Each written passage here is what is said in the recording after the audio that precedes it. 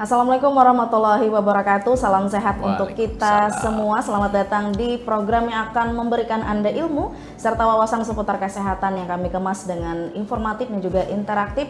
Papa Dahan Dokter. Pada episode kali ini kami akan membahas tentu saja pembahasan atau topik yang jarang sekali dibahas gitu ya, namun penting untuk diketahui. Bersama Rina hari ini di Papa Dahan Dokter edisi hari ini, dan sudah hadir bersama Rina dokter spesialis yang akan membahas tema kita pada kesempatan kali ini, yaitu kenali dan atasi hernia sebelum parah. Dan langsung saja kita sapa Dr. I Putu Harina Kusuma. Beliau merupakan dokter spesialis bedah di Rumah Sakit Umum Daerah Haji Badarudin Qasim. Selamat datang, Dok. Selamat datang juga Mbak Rina. Selamat bergabung di sini ya. Terima kasih. Oke, hari ini kita seperti yang Rina sampaikan tadi membahas masalah hernia nih, Dok ya. Oke. Hernia ini jarang sekali dibahas. Betul. Menurut Rina gitu ya, menurut Rina oke. jarang sekali dibahas, namun perlu nih kita ketahui apa sih penyebabnya, apa sih gejala-gejalanya gitu ya, dan siapa saja yang terserang ini gitu ya.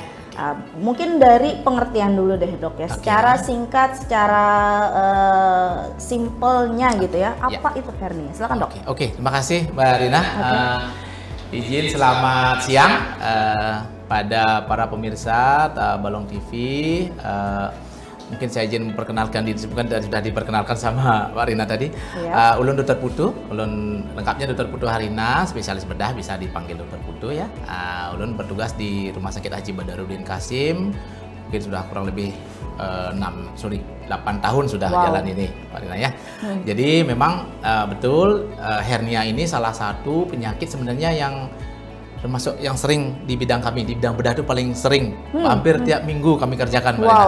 Bahkan barusan saya kerjakan, ini saya habis operasi, operasi hernia barusan. Itu ada umur bapak-bapak sekitar umur 50 tahun. Nah, kembali ke tadi, Mbak Rina, bahwa hernia itu secara per definisi itu merupakan suatu kondisi medis, yaitu ada penonjolan bagian tubuh kita, ya, ya penonjolan atau dari tubuh kita itu keluar atau menonjol melalui celah.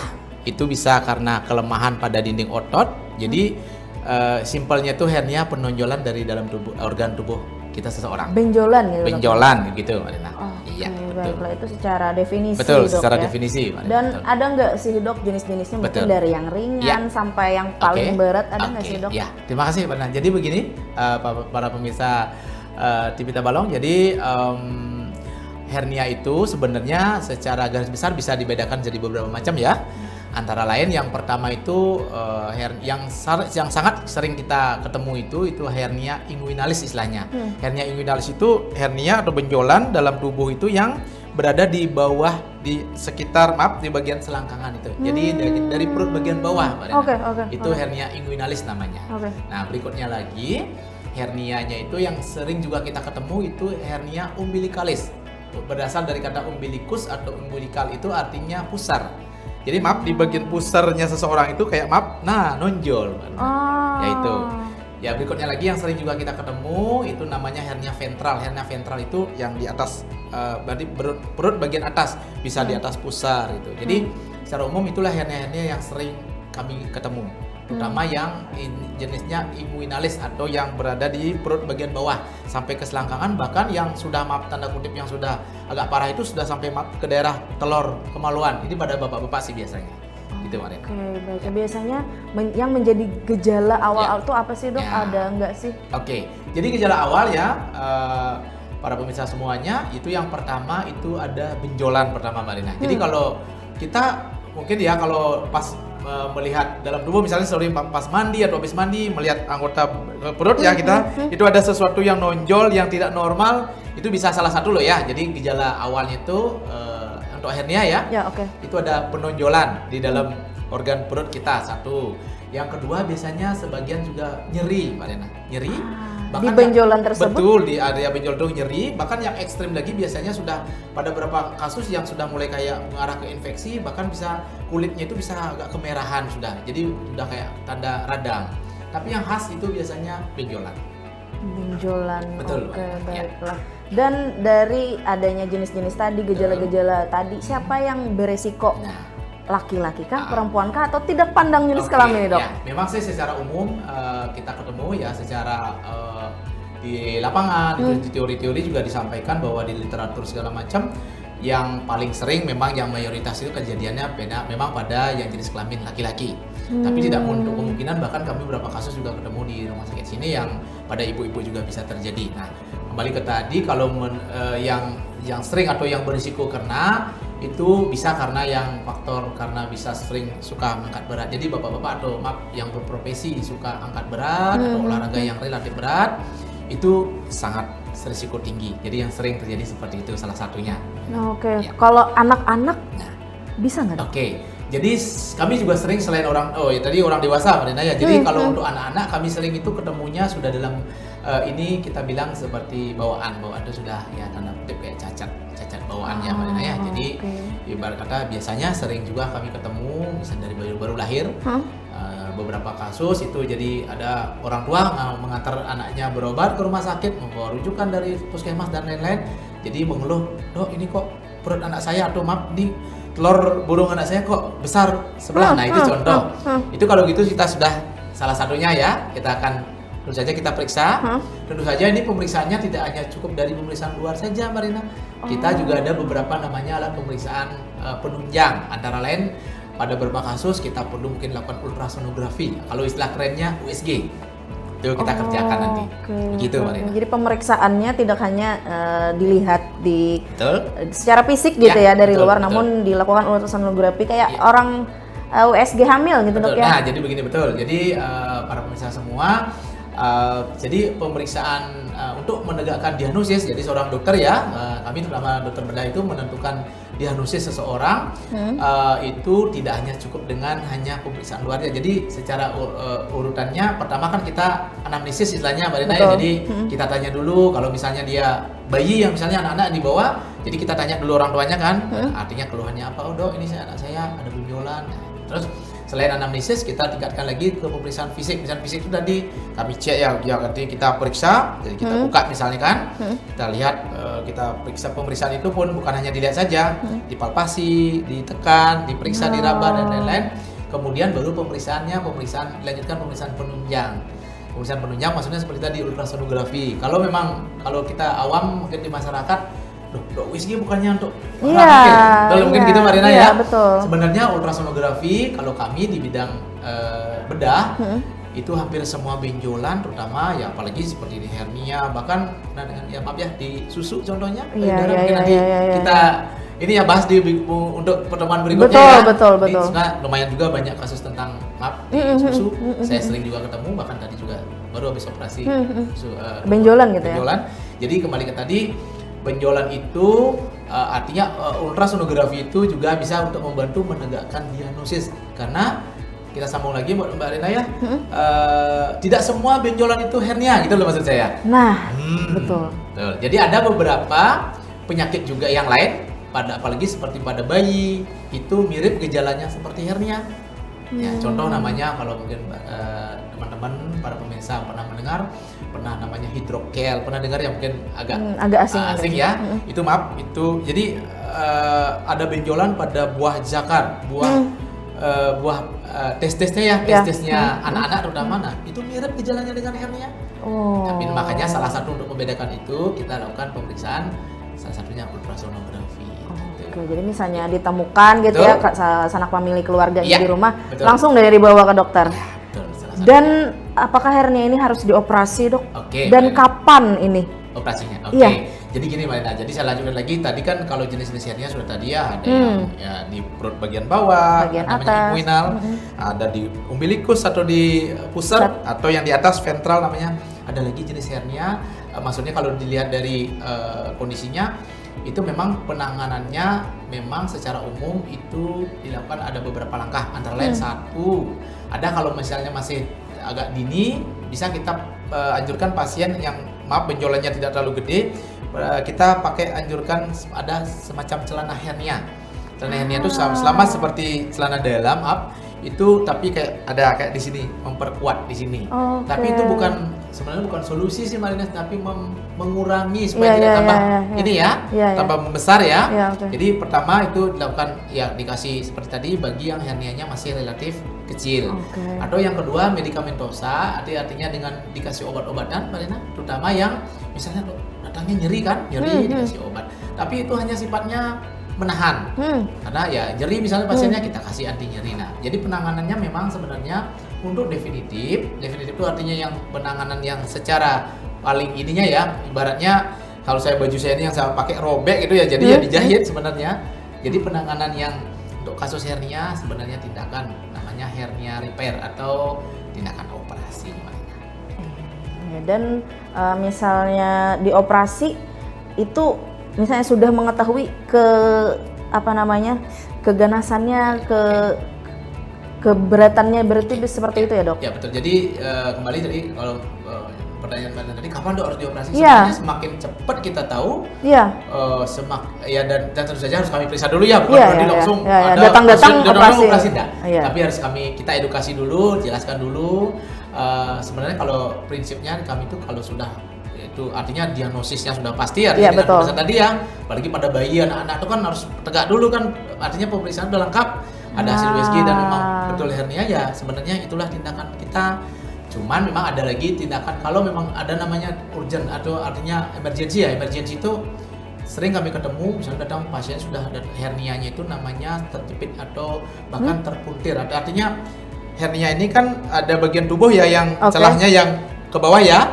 Kalau itu suatu saat ke bawah kemudian dia sempat terjepit, nah terjepit kita bilang istilah medisnya itu strangulata atau terpuntir atau terjepit ususnya yang melorot itu biasanya pasien sampai muntah, nyeri hebat, itu biasanya itu operasinya emergency. Arti saat itu pun harus kami kerjakan operasi.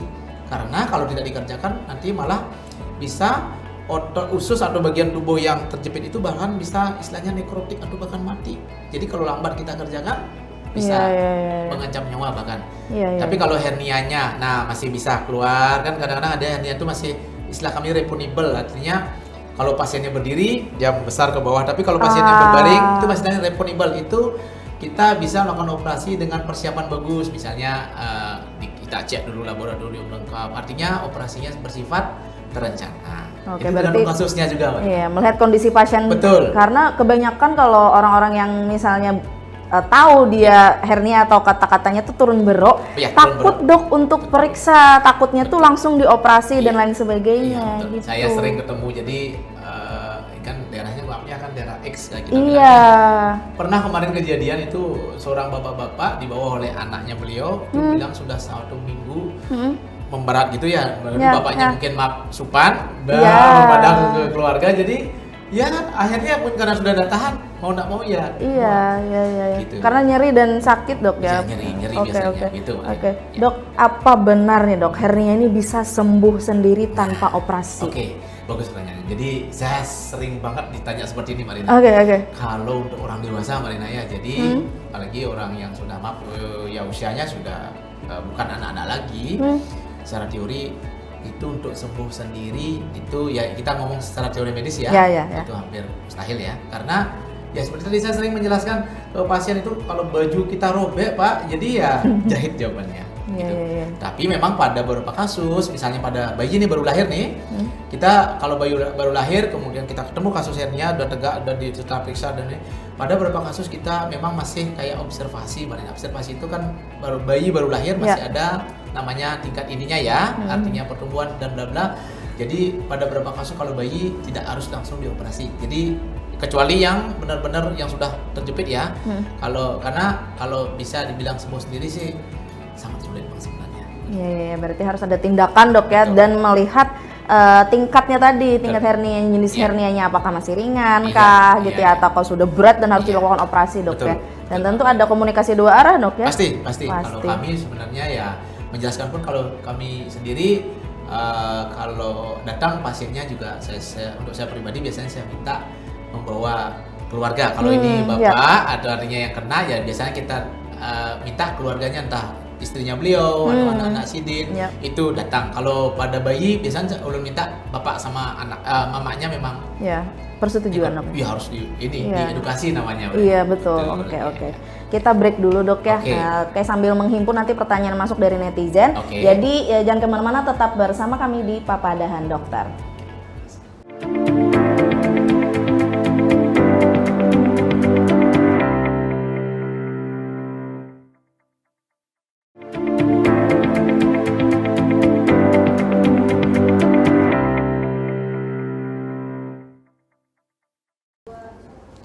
Oke, kembali lagi bersama Rina dan Dokter Putu, dokter spesialis bedah di Rumah Sakit Umum Daerah Haji Badarudin Qasim. Tadi sudah membahas terkait hernia ya, dari pengertiannya, jenis-jenisnya, siapa saja yang berisiko dan lain sebagainya. Terkait mitos juga sudah tadi dibantah oleh dokter ya. Oke dok, kita masuk ke sesi tanya jawab. Oke. Ada pertanyaan masuk dari netizen, katanya bertanya dari Rahmadi di Mabuun. Oke. Selamat siang dok, katanya izin bertanya, orang tua saya baru saja operasi hernia. Kapan kira-kira beliau bisa beraktivitas kembali? Dan apakah hernia ini bisa muncul kembali dok katanya? Oke. Terima kasih Pak Rahmadi di Mabuun tadi ya. Betul. Mbak Rina ya. Oke.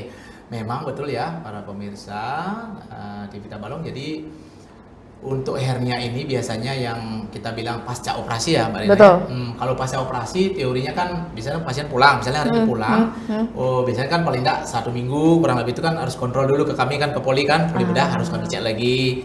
Untuk biasanya jahitan atau kondisi lukanya itu kering, itu kisaran sekitar 2 minggu Mbak Rina. Kurang lebih 2 minggu ya. Nah, dalam 2 minggu itu, tapi dalam 2 minggu itu betul-betul kita monitor artinya pasiennya datang kontrol. Kemudian pas paling enggak minggu pertama setelah pasca operasi itu pasien kan datang lagi ke kami nih. Kami cek kondisi luka, kemudian obat-obat kami kasih, kemudian misalnya kita tanya beliau keluhannya apa kan, masih nyeri dok, itu kita tambah lagi obat-obatnya. Intinya kalau sudah kurang lebih 2 minggu kan sudah mulai kering.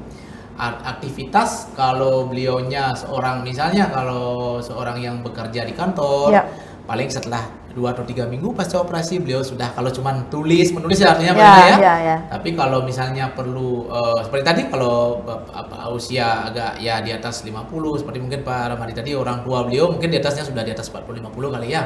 Itu kalau beliau aktivitasnya kayak ringan, umpama di rumah kayak nyapu-nyapu ringan, itu biasanya kurang lebih 1 bulan itu sudah pelan-pelan boleh Pak Rina. Oke. Tapi kalau misalnya beliau aktifnya tanda kutip misalnya sampai ngangkat berat, itu biasanya setelah 2 bahkan 3 bulan biasanya baru bertahap Pak Rina.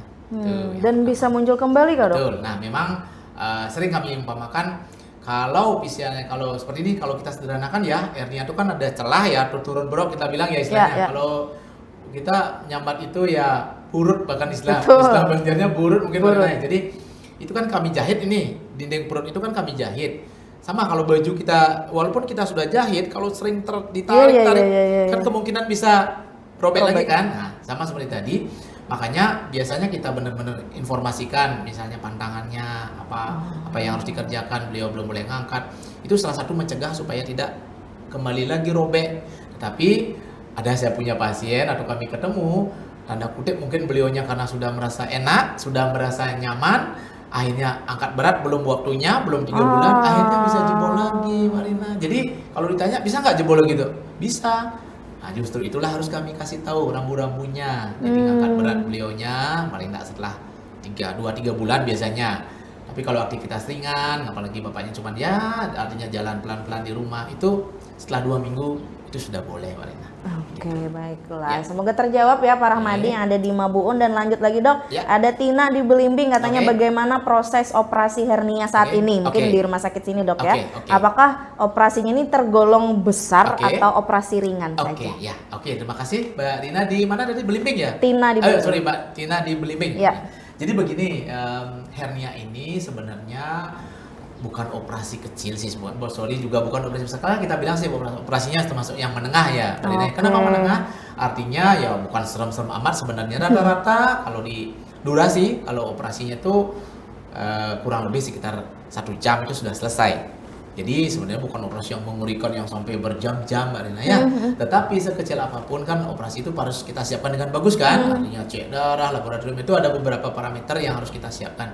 Jadi sebenarnya kalau punya orang tua atau keluarga atau sanak saudara misalnya terdiagnosis atau punya penyakit hernia, sebenarnya tidak usah takut Mbak Rina untuk dilakukan tindakan operasi. Bukan operasi besar, tetapi kita persiapkan dengan baik, itu satu poinnya. Yang kedua, jenis-jenis operasinya juga. Yang konvensional kita punya namanya ya artinya yang dengan ditoreh ya di bedah artinya kami cari ya kami bisa ya namanya dinding perut yang celah tadi atau ada yang robek tadi kita cari kan kemudian kami jahit itu yang manual atau yang istilahnya konvensional yang selama ini dikerjakan di dunia kedokteran. Tapi kita dalam beberapa bulan terakhir syukurnya di rumah sakit kita Haji Badarudin sini, Rumah Sakit Umum Haji Badarudin Kasim, kita sudah punya alat laparoskopi. Artinya itu istilahnya minimal invasif, artinya dengan pembedahan yang sangat minimal, jadi ditorehnya hanya sedikit. Jadi kita punya termasuk alat yang canggih ya, jadi melakukan tindakan hernia itu dengan laparoskopi sudah bisa dikerjakan di rumah sakit. Jadi secara umum ada dua tindakan pembedahannya, dengan konvensional dengan ditoreh, yang kedua dengan minimal invasif atau sayatannya hanya kecil banget, sekitar tidak sampai 5 cm, mungkin 2 cm aja sayatannya, kecil banget. Wow, gitu. Dengan sama gitu ya hasilnya untuk Ya, menutup itu tadi. Betul banget. Oke, Iya. baiklah. Terakhir Dok, ada dari Kapar namanya Andi. Oke. Katanya, Dok, apa resiko jika hernia ini tidak segera ditangani? Oke, terima kasih. Selamat siang Pak Andi ya di Kapar ya. Betul. Jadi kalau hernia ini tidak segera ditangani, itu ada beberapa risiko Mbak Rina terjadi. Antara lain satu, itu bisa terjepit ya. Kalau terjepit, maaf ya kalau saya umpamakan, kalau ini usus ya, usus kita ini misalnya melorot kemudian terjepit, itu ususnya bisa nekrotik atau bahasa kita tuh bisa mati ususnya. Kalau sudah terjadi itu, gejalanya apa? Gejalanya misalnya pasiennya datang keluhannya nyeri hebat, muntah-muntah, benjolannya sudah keras banget di sini. Itu yang bisa terjadi atau risikonya itu bisa ususnya yang terjepit di bawah itu, yang masuk ke celah hernia itu, Arina, itu bisa menjadi nekrotik atau mati. Jadi opsinya kalau operasi hernia hanya menutup celah itu, ini kepada beberapa kasus harus kami potong jadi ususnya. Jadi operasinya harusnya mungkin tidak sampai 1 jam atau maksimal 1 jam. Jadi lama, itu satu. Yang kemungkinan risiko yang berikutnya, pasiennya ususnya itu bisa infeksi, bahkan bisa mengancam nyawa, Marina. Jadi yang ekstrim ya. Jadi sebenarnya semakin cepat kita kerjakan tindakan itu apabila sudah tegak diagnosis ya, sudah pasti penyakitnya, segera kita kerjakan, karena jangan sampai terjadi seperti tadi. Harusnya operasinya kecil dan sebentar atau tidak besar operasinya, justru malah ususnya harus dipotong, disambung lagi. Wah, parah Dok ya. Jadi parah, gitu ceritanya. Oke, jadi harus aware terhadap diri Dok ya, terhadap fisik, perubahan fisik yang ada di diri masing-masing. Oke, closing statement nih Dok, penutup di Papadahan Dokter hari ini, apakah hernia ini bisa dicegah Dok? Dan bagi pasien yang sudah terdiagnosis hernia ini, apakah apa saja aktivitasnya yang harus dihindari? Oke, Mbak Lina ya, terima kasih para pemirsa Tabalong TV ya. Jadi sebenarnya hernia itu bisa kita cegah ya. Caranya bagaimana? Satu, itu memang para pemirsa semua, kita semua ini untuk hindari yang mengangkat beban berat yang berlebihan. Ya, artinya kalau selama ini mungkin mengangkat sesuatunya langsung mungkin kita mampu aja ngangkat ya Mbak Lina ya, tapi kondisi tubuh kita ya, yang ini yang otot-otot kita segala macam kita tidak tahu, apalagi mungkin usia sudah mulai ini ya, mulai pertama ke arah ini di atas 40-50. Jadi poinnya satu, kalau bisa mengangkat beban yang berat mulai dikurangi, itu satu. Yang kedua pun kayak olahraga berat, olahraganya bukan berdok, saya berarti tidak boleh nge-gym ya Dok, bukan kayak itu. Jadi nge-gymnya tuh mungkin ada teknik-teknik khusus, bila perlu ada training atau semacam pelatihnya, atau mulai dulu yang agak relatif ringan. Jadi itu kalaupun olahraga, hindari. Sebenarnya kalau saya pribadi kami menganjurkan itu olahraga yang paling bagus tanda kutip itu yang jalan kayak jalan santai, itu jalan jogging ringan, itu boleh, itu relatif risikonya relatif tidak sebesar itu ya olahraga berat. Yang berikutnya lagi Marina, itu bisa kita cegah hernia itu salah satunya dengan menjaga berat badan ideal, karena salah satu faktor risiko itu obesitas itu kelebihan berat badan ya Marina ya. Karena berat badan tubuh kita yang lebih, itu juga kan otomatis kita menyangganya kan agak lebih besar. Betul. Jadi itu. Jadi yang ketiga, jaga berat badannya yang ideal. Kemudian yang keempat berikutnya lagi, kita sarankan suka atau konsumsilah buah-buah sama sayur. Jadi itu apa? Karena kita, apa hubungannya Dok dengan pencegahan hernia?